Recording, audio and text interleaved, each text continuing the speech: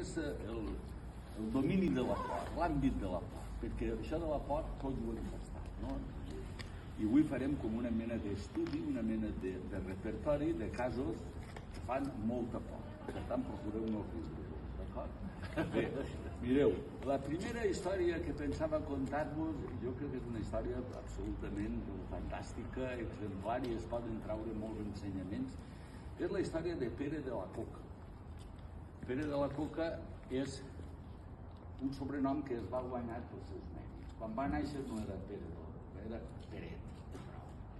I Peret va ser un home que va anar fent-se conegut, celebrat i anecdòtic. Era un home molt celebrat. I no estava a bones en el senyor rector.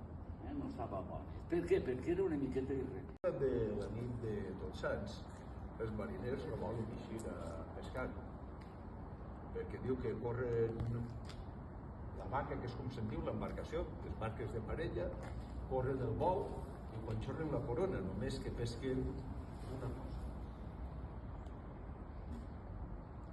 calaveres.